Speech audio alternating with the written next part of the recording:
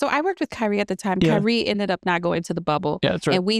And I worked on the $1.5 million WNBA grant that he gave. So if you guys Google it, he, paid his own money to, WNBA players who sat out of the season because the league had given everybody the option because it was COVID and everything else. So anyone who sat out for advocacy reasons. So we created this whole program and I was launching that. So I have Kyrie out of the bubble, and then I had a client in the bubble on the men's side. Dealing with different personalities, especially in the sports industry too. Like, you're dealing with Kobe Bryant, who had this, the mama mentality, that determination mentality and everything like that. But you're dealing with different personalities. How do you kind of separate, like, how do you kind of deal with certain people with personalities in a way where, for example, like Kyrie Irving personality, Kobe Bryant's personality, any other athletes that you work with personality, like, how do you kind of click and connect with them?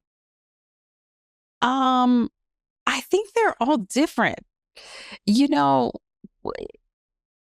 think you have to, I get down to a human to human level.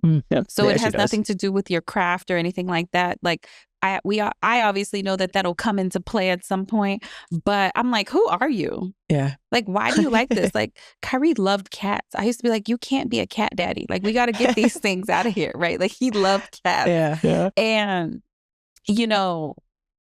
you just get to a human to human space and you're like, you're a human, I'm a human. I'm not perfect, you're not perfect, but we got to be perfect to make this work, right? So you just kind of show up and try to help them the best that you can in the time that you spend with them. But I never go into it like, oh, I work for this person and using their name as like clout. It's kind of like, no, I work for this human. And Kyrie was a good example because I really loved working with him because everything he did was about community. Yeah. And he was so misunderstood. And people don't realize that, like, he would give his shirt off his back to help the general population. And it was all these other external factors, team owners and different things who would really try to push you into a box. And he's like, but that's not the box that I fit in. Like, and so I always come from the ethos of there's a lot of people who want to monopolize people and I want to build communities. And Kyrie was of that same mindset of like, how do you make Africa a better place? How do you go help the everyday person who doesn't have access to money, which is why you see him drop GoFundMes all over the place. He'd say hi to the janitor. Yeah. Like in the arenas. And like, he's just a genuine, nice person. Yeah.